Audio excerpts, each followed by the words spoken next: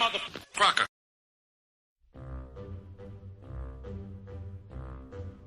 The Jell-O program, starring Jack Benny with Mary Livingston and Phil Harris and his orchestra. Thank you. This is Groucho Marx. Well, here I am, stepping in over my head again. With Fibber McGee and Molly. Folks, this is just as new to me as it is to you. Hello? Hello, Mr. Benny. This is Rochester. The Great Gildersleeve. Well, what an original greeting. Hello and welcome to another week of comedy, funny, haha, on Dwayne Old Time Radio. One thing, please subscribe to my channel. If you enjoy what I'm doing, subscribing is 100% free. Also, one more thing, if you have a few seconds or 1 minute, please leave a review on your preferred podcast service, especially if you're on Apple, Spotify, or really just your preferred podcast service. Thank you and hope you enjoy.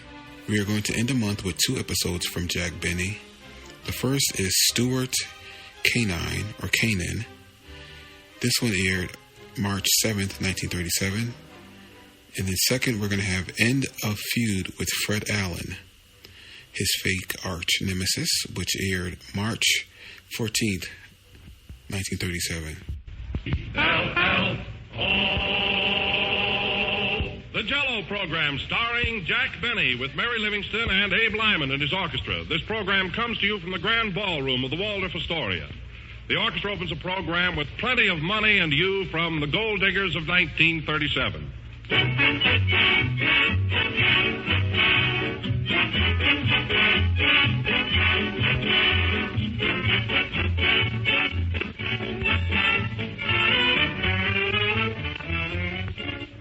Some of our most pleasant hours are spent around the family dinner table. It's really grand to get together with mother, father, and all the rest to talk things over and enjoy good food. And those times are even more pleasant when dessert is a gleaming dish of delicious Jell-O. Young and old, everybody enjoys Jell-O's fresh fruit taste. It's appetizing, refreshing, really satisfying, too. No wonder Jell-O is the most popular gelatin dessert in the entire world today. For only in genuine Jell-O do you get Jell-O's extra rich fruit flavor. So why not brighten up your family table by serving Jell-O for dessert soon? It's easy to make, good to look at, and delightful to taste. Accept no substitutes. Ask your grocer for the one and only genuine Jell-O.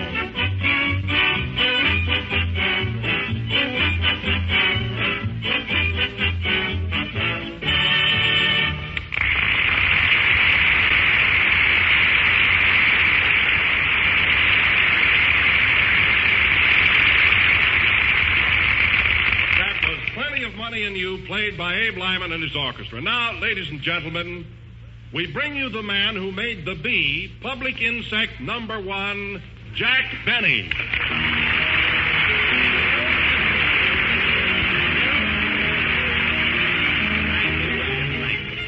Hello again. This is Jack Benny talking, and believe me, folks, I'm sure glad to be back in New York for a couple of weeks. Well, Jack, if you like it so well here, why didn't you come sooner? I couldn't, Don, not until I had vindicated myself and my violin teacher.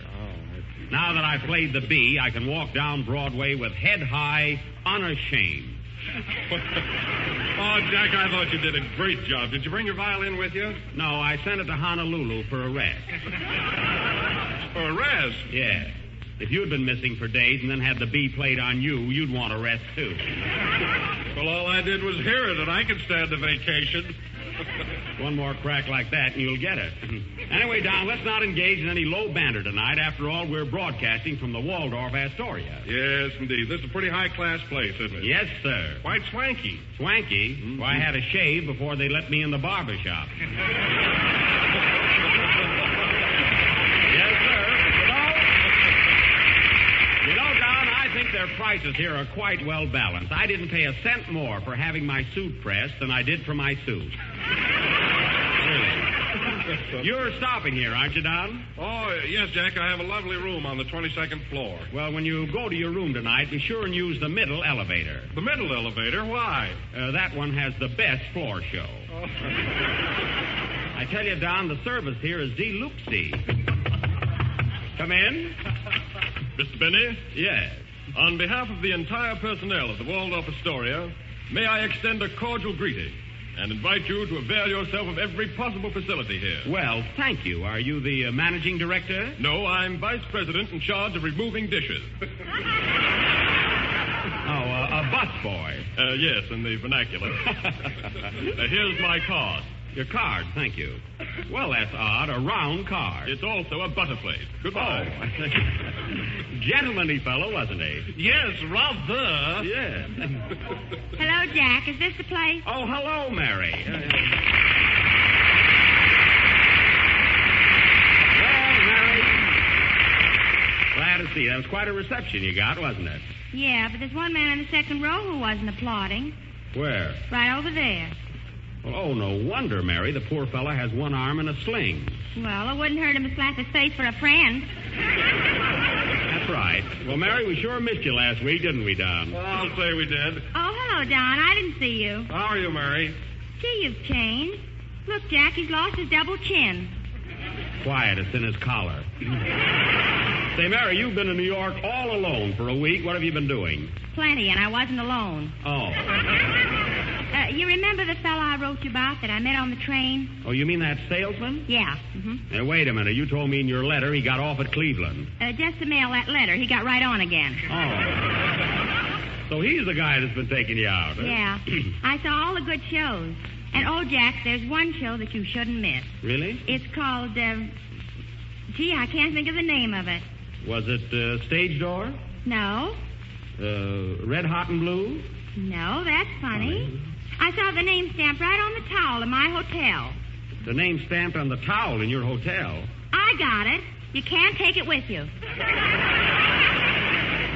Oh, sure. There's nothing like drying yourself with a good show. Say, Jack. Yes? Where's Phil Harris? Phil Harris, darn it. I left him in Hollywood. I forgot my pajamas, too. Oh, Jack, Phil asked me to tell you that he'll join us just as soon as he's through making that picture. Oh, yes. Don, come here a minute, will you? This Abe Lyman who's leading the orchestra, what kind of a guy is he? Personally, I mean. Well, Jack, he's really an awfully nice fellow. You like him, I'm sure. Abe, you know Jack Benny, don't you? Sure. How are you, Jack? Fine, Abe. Funny, you and I have never worked together before, have we? No, and I'm very happy to have this opportunity. Well, thanks. Seems to be quite a regular fellow, Don. Now, Abe, this being your first appearance with me, I'd like to start you off on the right foot. You don't mind, do you? Well, I just want it understood that I'm head man here, and whatever I say goes. Do you understand? And, furthermore, I want this settled right now so we won't have any trouble in the future. Is that clear? Are you through? Yes. Now, let me tell you something. You might beat Buck Benny, but don't try to ride me.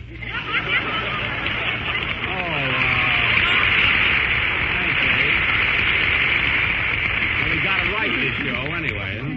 Oh, a fresh guy, huh? Better look out, Jack. Why? I saw him direct the opening number with a blackjack. Oh. Well, don't worry, Mary. I'm a pretty tough guy myself. Oh, yeah? Yeah. Well, I can handle you and Fred Allen. Well, no wonder. We're both anemic. Say, Don, come here a minute. I thought you told me Lyman was a nice guy. Well, he is, Jack, but this is his first time working with you, and naturally he's just a little nervous and excited. You can't blame him. Oh, is that it? Well, I guess maybe I was a little hasty and inconsiderate. After all, I can appreciate his state of mind. Tell him to play, Don. Play, Mr. Lyman. These orchestra leaders are so sensitive.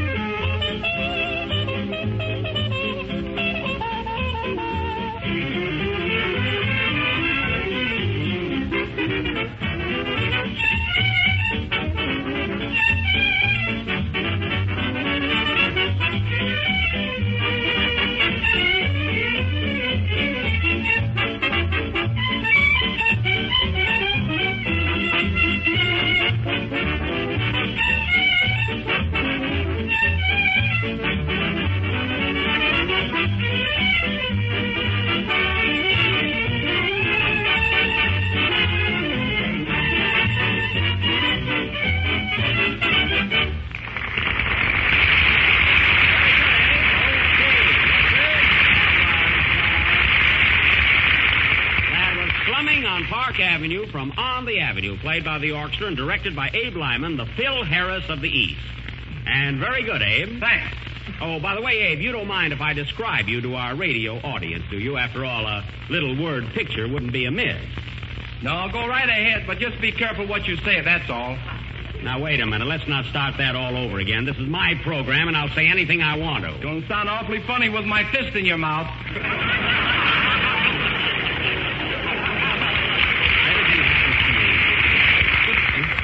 Are you going to stand for that, Jack? I ain't sitting down, honey. You will in a minute, Toots. Why don't you let me describe him, Jack? All right, Mary. I'm a fine boss. I wish Vaudeville would come back. Go ahead. Well, in describing Abe Lyman, I would say that he's good-looking, rather tall, dark, and extremely romantic. Now, how do you know he's romantic? I haven't been to New York a week for nothing. Hi, Abe. Hiya, babe.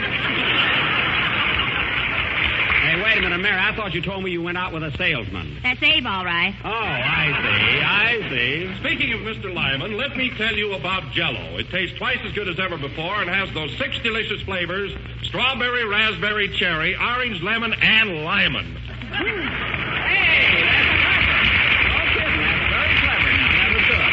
Imagine if Phil was here and you had to say orange, lemon, and Harris. That wouldn't fit, you know. Hello, Jack and Mary. How you, Don? Hello, Kenny. How are you, Kenny?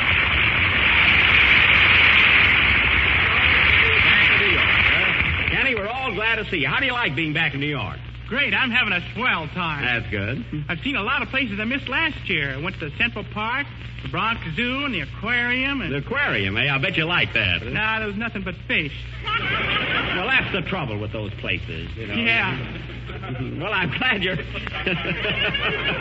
Yeah. Well, I'm glad you're having such a good time, Kenny. Did you go to Radio City? No, New York is good enough for me. That's right. There's no use dashing all over the country. I don't blame you. Say, Jack, last night I went to Madison Square Garden to see the races. Oh, the races, Did you like it? Yeah, but the jockeys went around so fast the horses looked like bicycles. Well, they were bicycles. Isn't that awful, Mary? I'm saving my answer for our last program. This may be it. You can't tell. Well, Kenny, what are you going to sing on your first broadcast from New York? I'm going to sing When the Poppies Bloom Again. Well, I'm sure we'll like that. Oh, by the way, I want you to meet Abe Lyman, our temporary maestro. But watch out, Kenny. He's a little nervous tonight. You know, be careful. Say, Abe, this is Kenny Baker, our tenor. Hello, Kenny. Hello. Say, Mr. Lyman, when you play my number, just do it the way it's written, will you? Kenny. It's my own arrangement, and I don't like it played any other way. Do you get me? Kenny, be careful. Look who's bawling me out. Listen, Lyman, what Jack says goes double for me. Attaboy, Kenny. I'm right with you. You stay out of this, Jack, unless you want your ears pleated. Can this be the man who plays those dreamy waltzes on the radio? Go ahead and sing, Kenny. Your ears wouldn't look good pleated, Jack. I don't think so.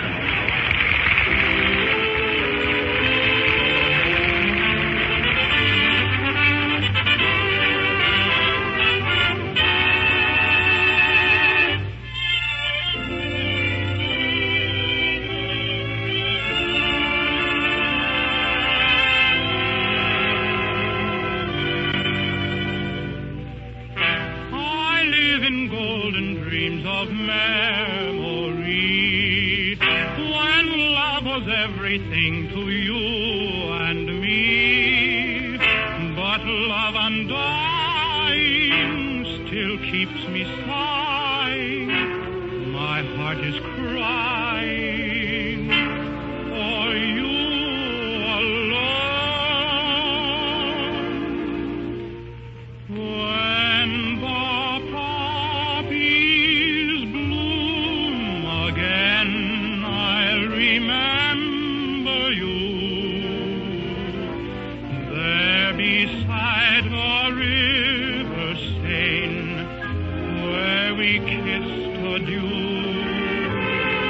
When you told me not to cry, held me tenderly, but that kiss was our goodbye. You were gone from me. My lonely footsteps stray where you must ever stay. I I place a sweet bouquet, my token of love.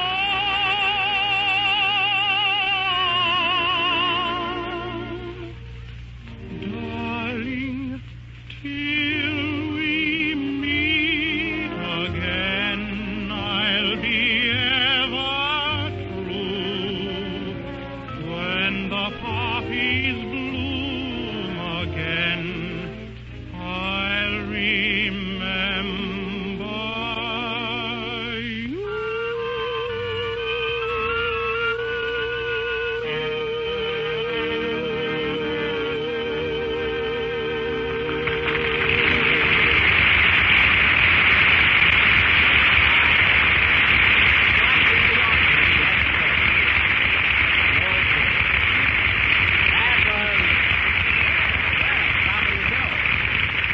That's what I call stopping the show. I may not stop it myself, Kenny, but I'll slow it up a whole lot.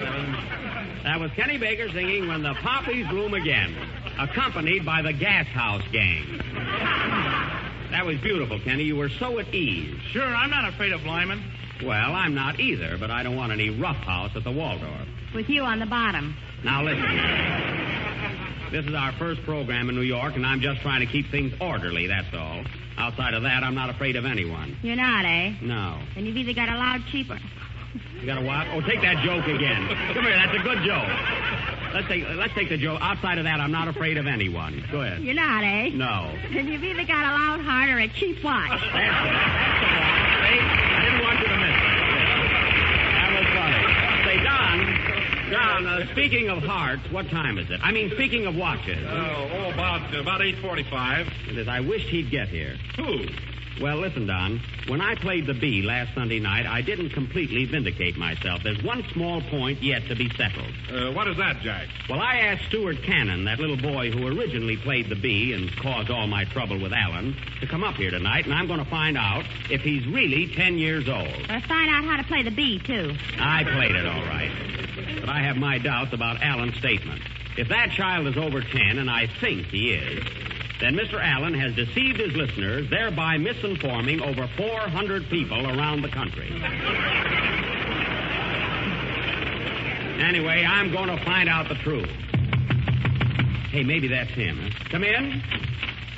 Hello. Hey, fellas, look. Look who's here. Hello, stranger. Well, Slapperman.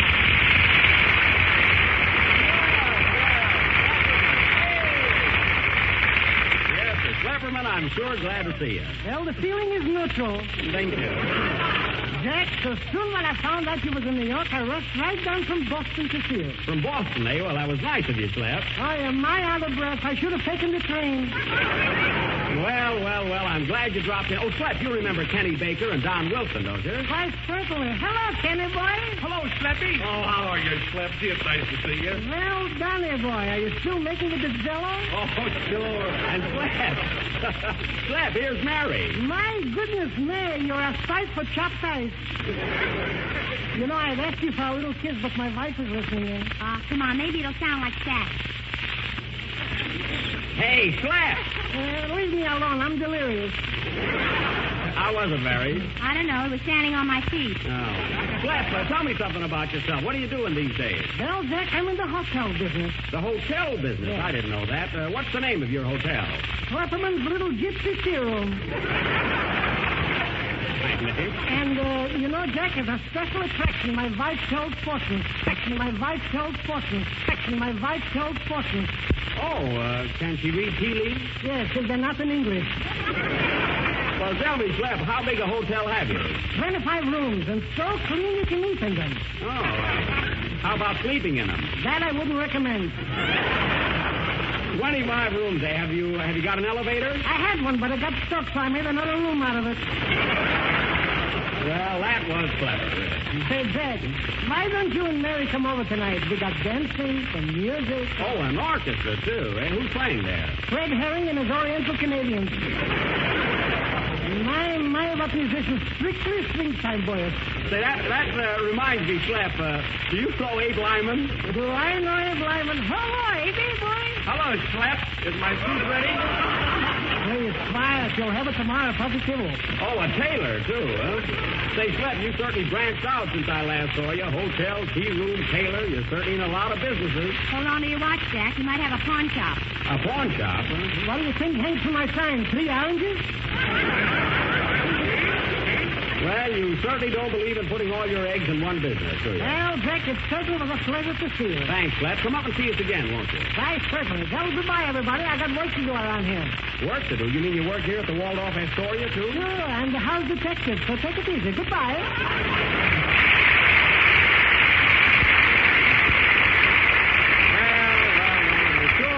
It's sure good to see old Schlepperman again. He's certainly in a lot of businesses, isn't he, Mary? I bet he's in 2 more by now. I'll take that bet. I'm also a bookmaker.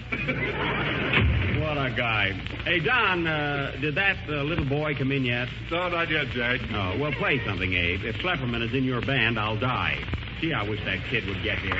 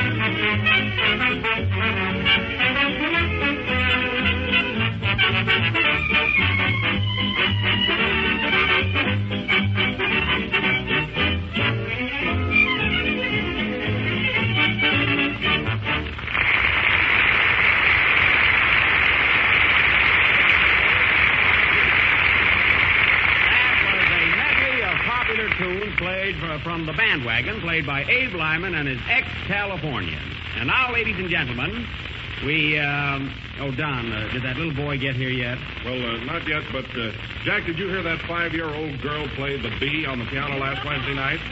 You mean on Allen's program? Yes. Well, let me tell you something, Don. That girl might be 5, but I could swear I heard that piano playing after she walked away from me. See, the way Allen has been dragging those kids up to his program is disgraceful. I think. First, a 10-year-old boy plays the B on a violin, then a 5-year-old girl plays it on a piano. I suppose next week we'll hear it played on a raffle. But, Jack, I thought it was funny when Alan said you were so out of wind you couldn't even blow out a match. Well, he has me there. I'll admit that I don't compare with Mr. Allen when it comes to blowing.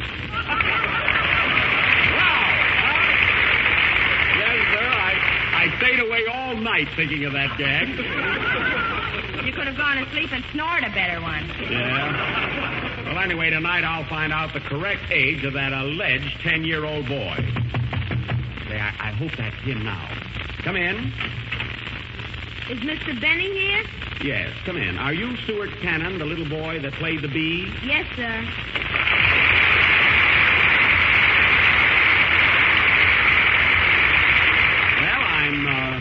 I'm awfully glad you came up tonight, Stuart.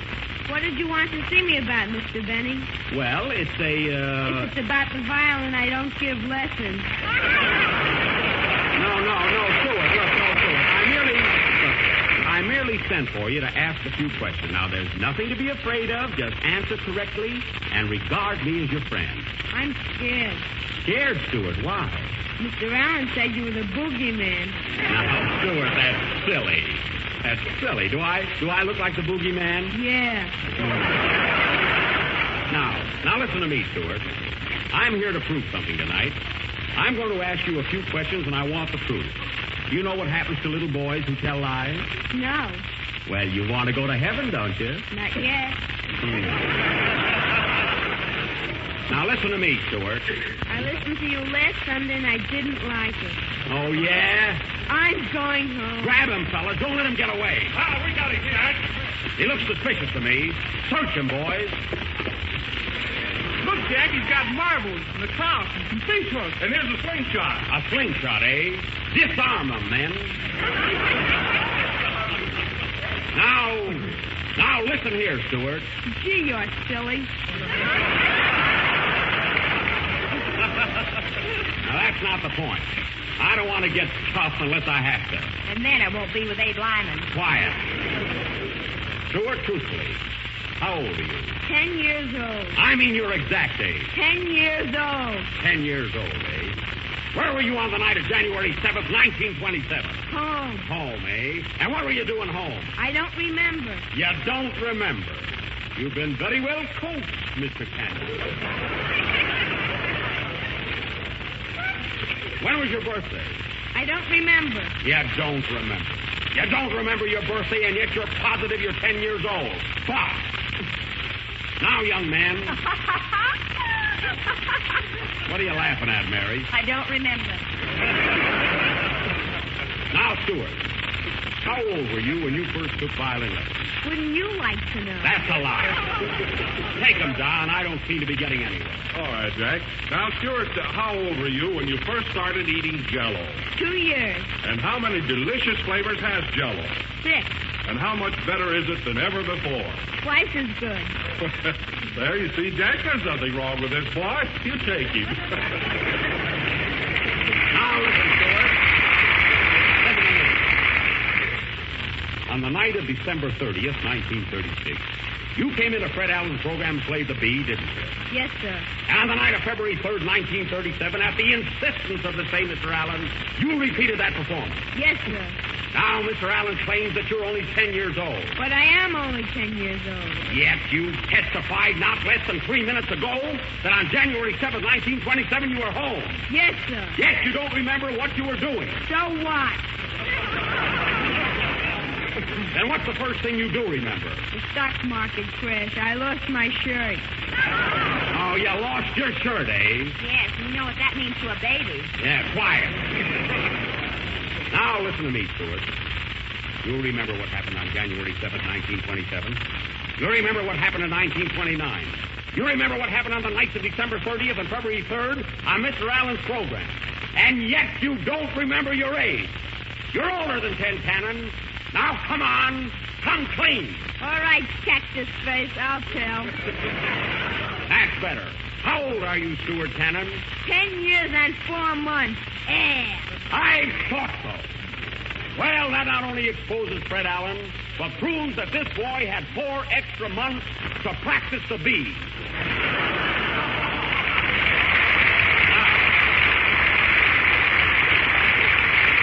You're excused, Mr. Canin. I rest my case. Pop, you're intimidating the witness. Cleverman, what are you butting in for? I'm also a lawyer. Play line.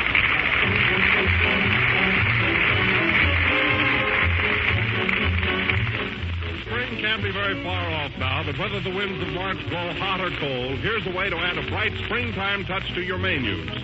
Serve this new Jell-O dessert soon. It's called Prune Perfection, and it's delicious to taste, lovely to look at, and mighty easy to make.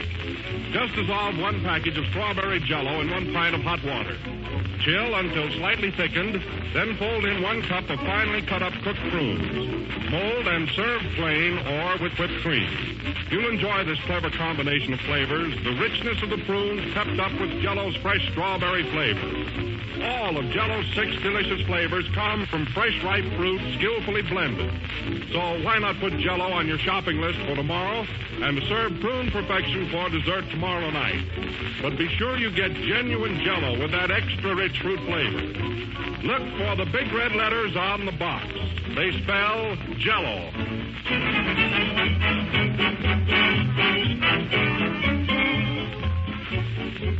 The last number of the 23rd program in the new Jell-O series, and we'll be with you again next Sunday at the same time. I want to tell you how glad I was to see Schlepperman again, and I'd like you to meet him in person, Mr. Sam Hearn.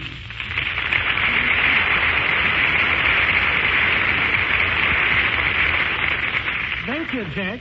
And little Stuart Canin, who played the bee, which kept us going for weeks. Thank you. Isn't he cute, Mary? Yeah. Gee, I wish he was a couple of months older. Good night, folks.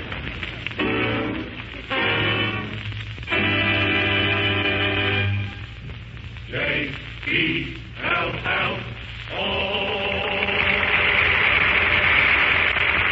This is the Red Network of the National Broadcasting Company.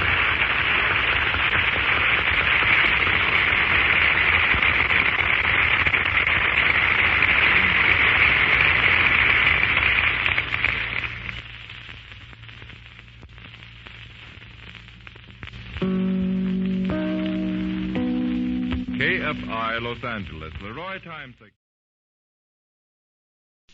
J-E-L-L-O. The Jell-O program, coming to you from the Grand Ballroom of the Hotel Pierre, starring Jack Benny with Mary Livingston and Abe Lyman and his orchestra. The orchestra opens the program with You from the Great Ziegfeld.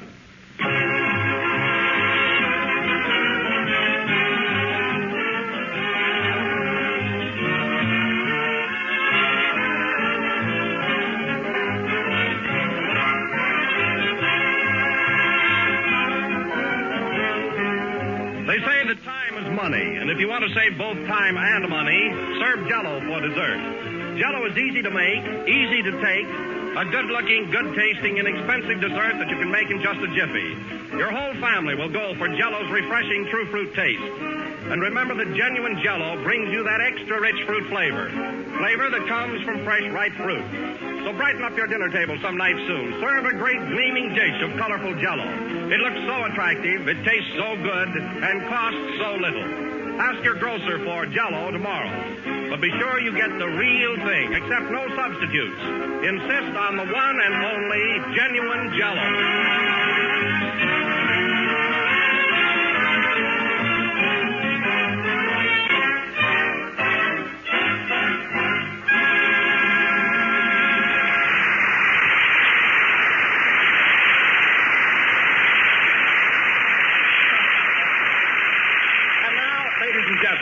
We bring you a fellow who is a big man in Hollywood, a giant in Waukegan, but just another actor in New York, Jack Benny.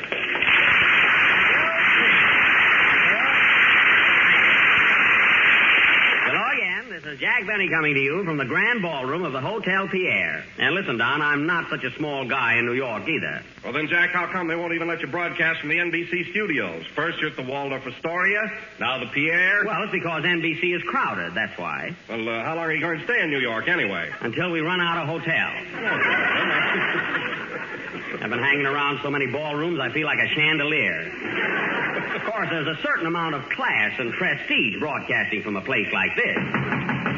Come in. Mr. Benny? Yes. On behalf of the management of the Hotel Pierre, I bid you welcome and trust that the broadcasting facilities here are satisfactory. They certainly are. Now, if there's anything I can do for you, don't hesitate to call upon me. Well, thank you. Is there anything I can do for you? Yes, don't mingle with the guests. That's what I get for slumming on the avenue.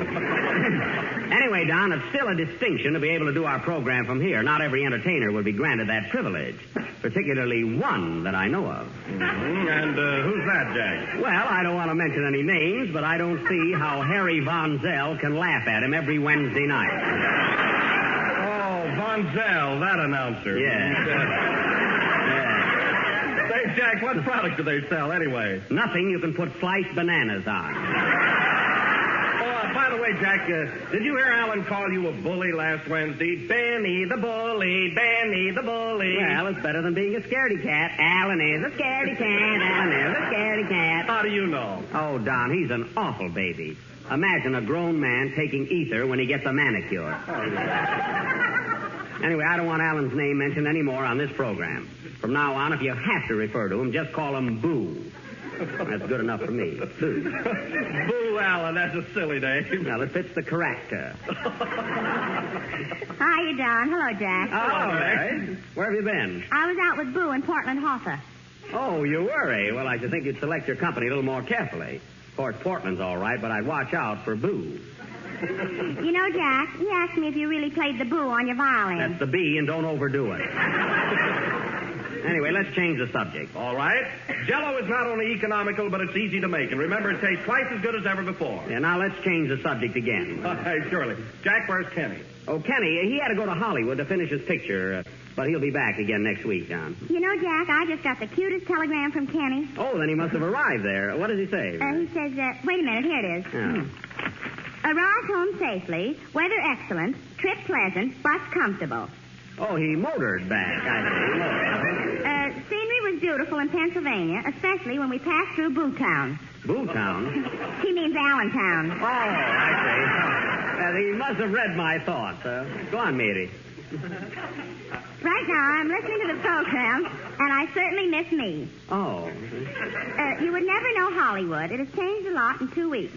I can't even find my house, and the Paramount studio has changed its name to Anheuser-Busch. Anheuser-Busch? Where's that wire from, Mary? St. Louis. I thought so. What a dope. Imagine getting off at St. Louis. Read on, Mary. P.S.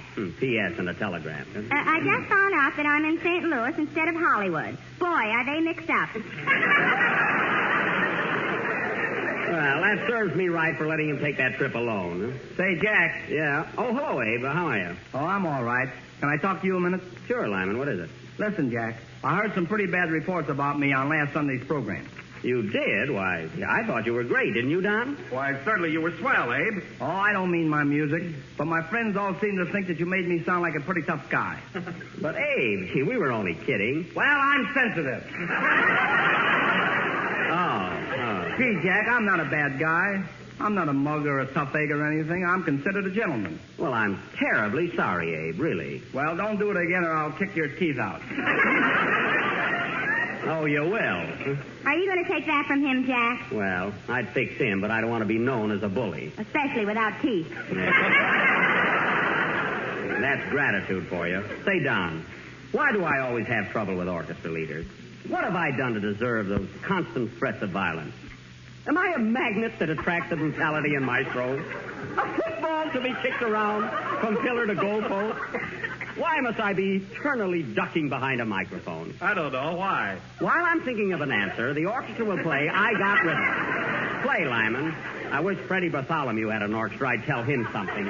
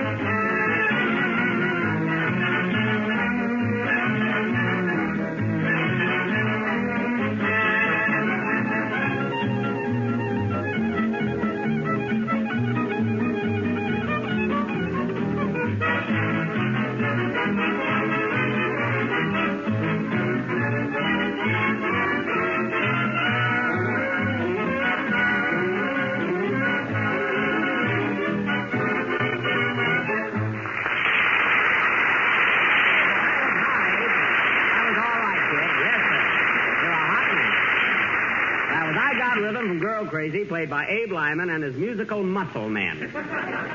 I don't know, Abe, how can your musician be so tough and play so sweetly? I feed him raw meat and cream puffs. Oh, I see. And anyhow, Now, listen, Abe, I don't want to argue about anything. I'm too tired. I was up all night doing some last-minute work on my income tax. Income tax? Yeah. Why, darling, I saw you at the Stuart Club last night with a blonde. Well, she was helping me. The way she ate, you could put her down as a dependent. Mary, blondes aren't deductible. You know, Jack, I'm glad I live in California where there's no income tax. Why, Mary, the federal tax applies to California the same as any other state. That's funny. I never paid one. You didn't? Well, didn't you get any letters from the government? Yeah. See, I thought it was fan mail. I sent him a picture. Well, you better file a tax report right away or you'll be doing a guest appearance on the Leavenworth Hour. That's pretty good, wasn't it? Huh? I like it. You better get after it, though, Mary, really. Fine romance with no cheesecake.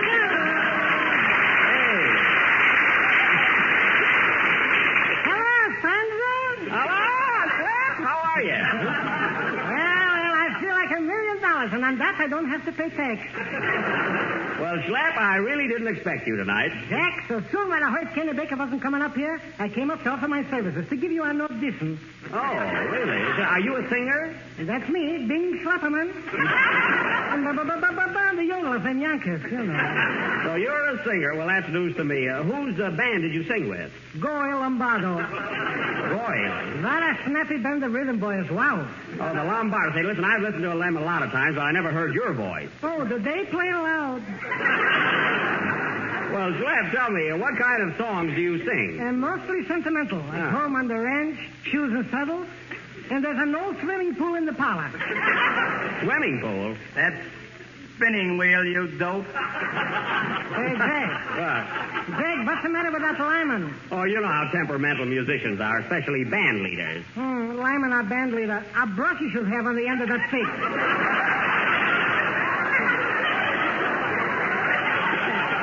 Slap, you said it. Pipe down, Slapperman. Look what's talking. Look at him. He worked 2 weeks and already he's a foreman. Don't worry about him. Well, Slapperman, it was very nice of you to offer your services, but I've already asked Mary to sing a number. Oh, I don't want to sing tonight. Oh, come on, Mary. I'll tell you what. If you'll sing a chorus, I will, too.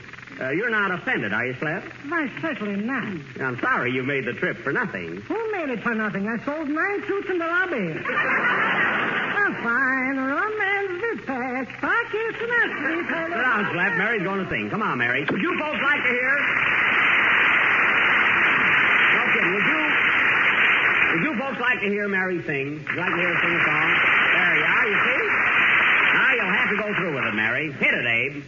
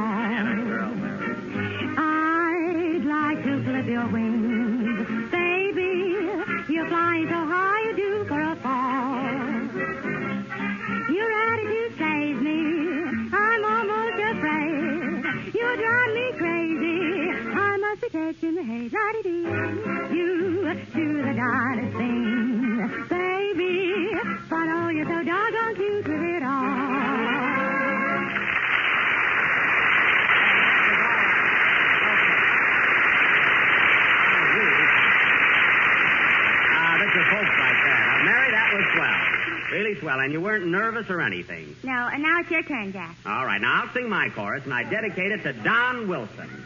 Come on, boys. You say the darndest thing, Wilson, but oh, you're so doggone cute with it all. Ha-cha-cha, you're always out to sell Jell-O in winter, spring, or summer, or fall. Good, isn't it? You always say strawberry. You always say raz. You always say cherry, orange, lemon, and lime. You nearly drive me nuts, Wilson. But oh, you're so doggone cute with it all. What's that voice out there? What is that? What is that? Hey, what's going on in here?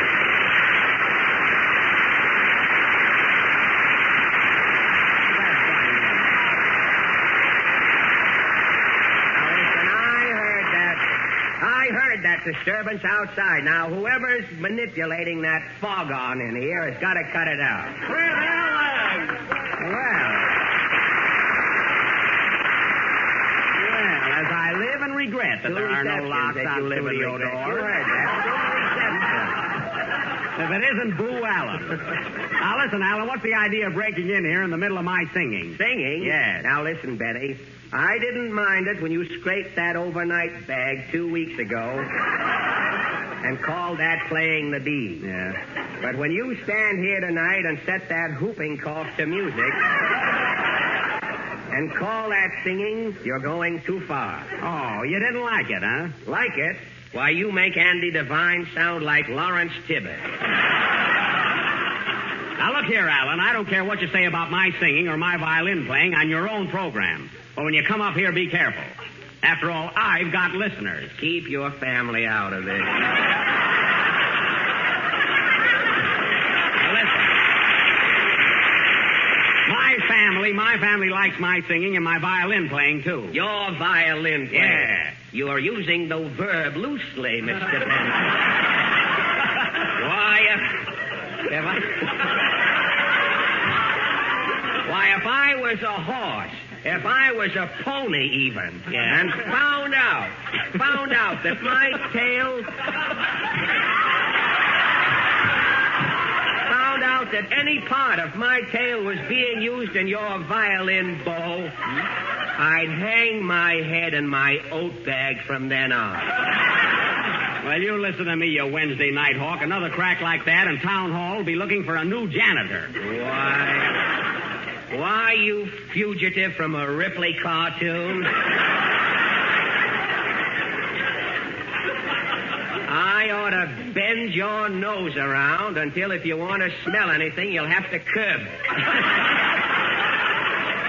You lay a hand on me. You lay a hand on me. Anything we'll say accidentally will be better than the script.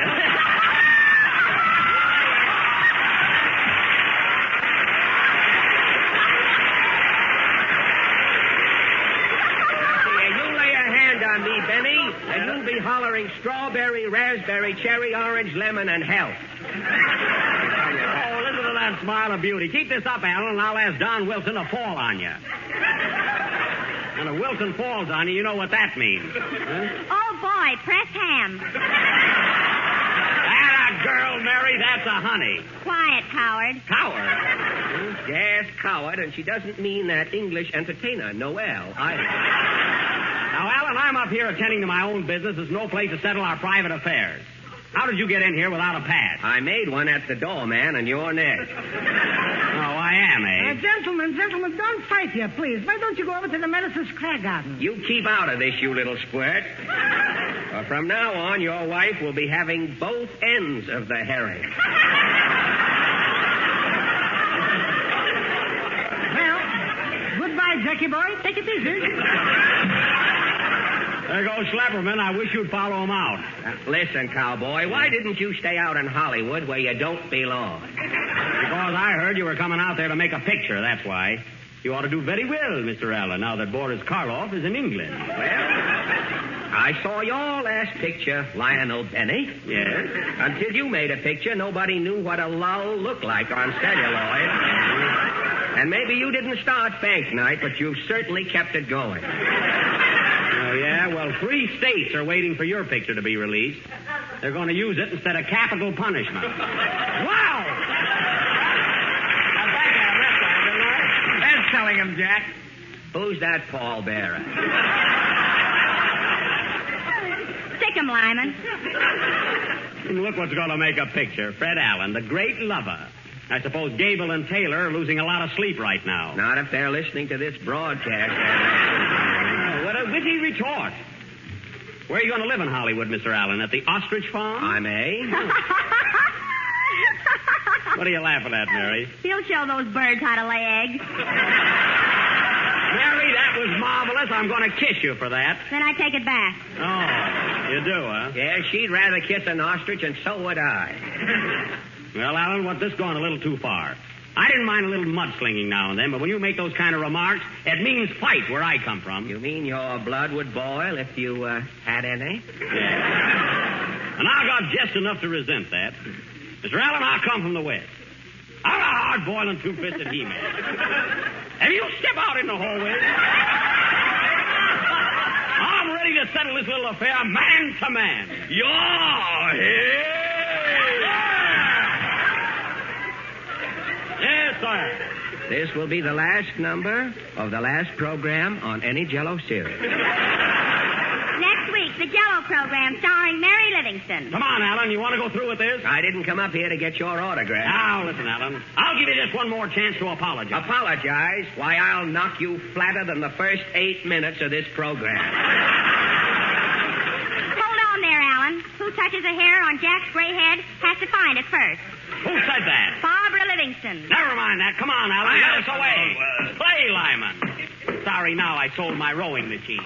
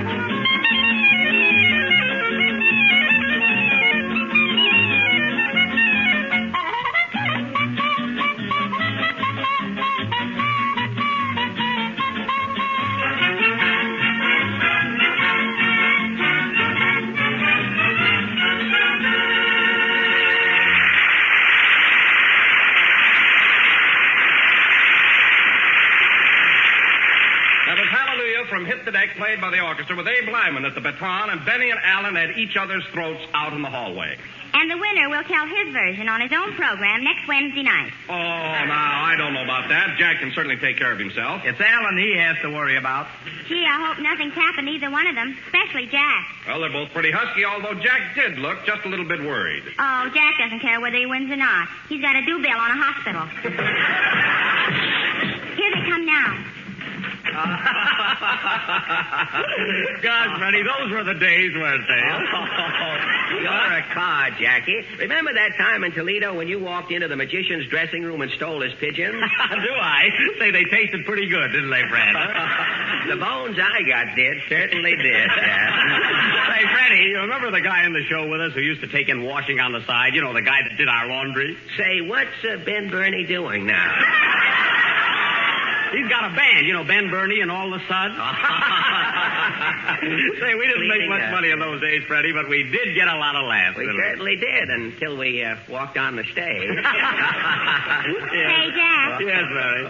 What happened to the fight? What fight? Say, Freddie, remember that time in South Bend, Indiana, when you were going with 40? Hey, no kidding, fellas. What happened to that fight? Why, Don, we were never serious about that. And how did you get that black eye? Oh, this. Well, I was writing a letter. Yes, I accidentally dotted his eye, Mary. Now, wait a minute, Freddie. I slapped you more than you did me. Look at your wrist. It's all red. Well, I made you say uncle, unquote, when I pulled your hair.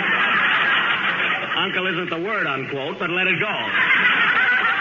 Say, Fred, here's a package you dropped on your way out to the hall. Oh, yes, that's a box of candy I was going to give Jack. Oh, Freddie. Candy, can I have a piece? Sure, but take the square ones, Mary. The round ones have got cement in them. I see. And by the way, Fred, when you get home with that box of flowers I sent you, it's still ticking. Just put it in water. I will, and thanks for the tip, Jack. Oh, gee, this candy is swell. Have a piece, Jack?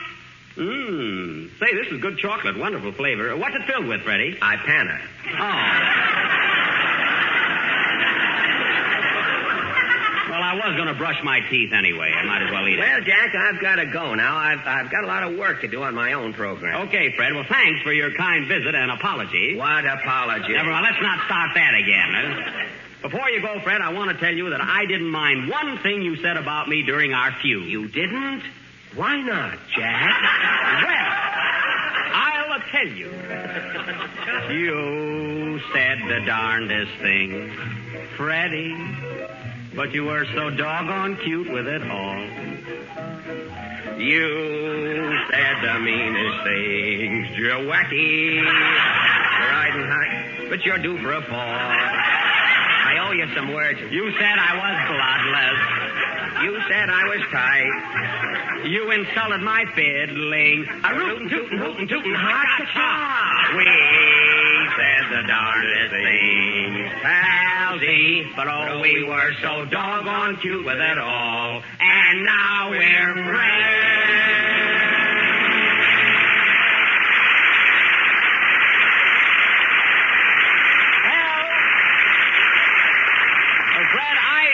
know you could sing that good. Thanks, Jack. Well, I've got to leave you now. And, oh, by the way, Mr. Lyman. Yes, Fred? Now, listen, Tuppy. You lay off on my pal, Jack Benny. That's a hint.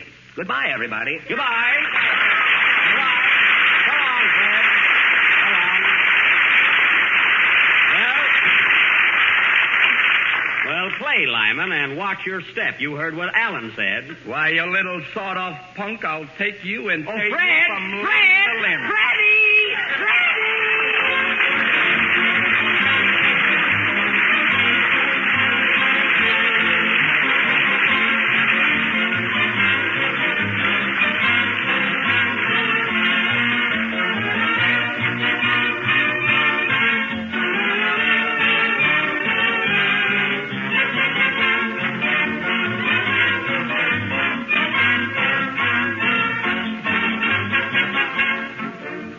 St. Patrick's Day is only 3 days away, so you better begin now to get together your shamrocks and Irish colors. And here's a Jell-O dessert that has the touch of color in keeping with the occasion, called Emerald Fruit Cup.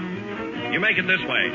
Just dissolve 1 package of lime Jell-O in 1 pint of hot water and then pour into a shallow pan. Chill until firm, and then cut the Jell-O into cubes. Arrange the cubes of lime Jell-O in sherbet glasses, alternating with grapefruit sections.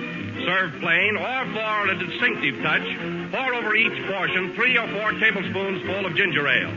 Refreshing lime Jell-O with juicy grapefruit. It's a grand combination to start a dinner with, and equally delicious as dessert.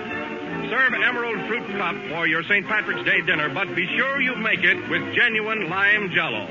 For lime Jell-O, like all of Jell-O's 6 delicious flavors, has that extra rich fruit taste. Ask for Jell-O by name and look for the big red letters on the box. They spell Jell-O.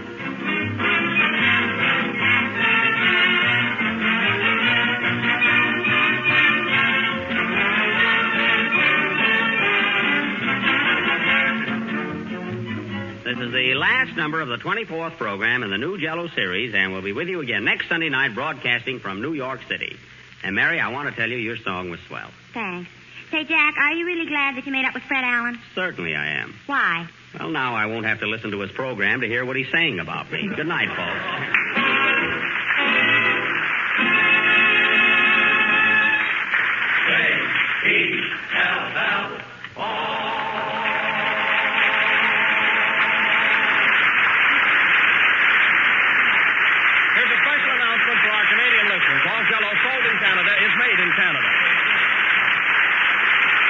Some fine romances from Springtime, written by Jerome Kern. This is the National Broadcasting Company.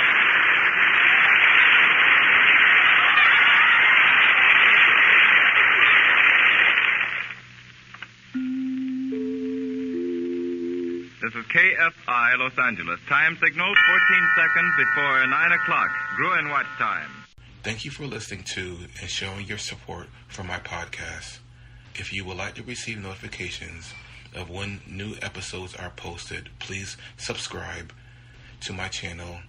Subscriptions are 100% free, and they really help me get an idea of how I'm doing. Well, hope you enjoyed, and until next time, stay safe, wish you well, and as always, peace.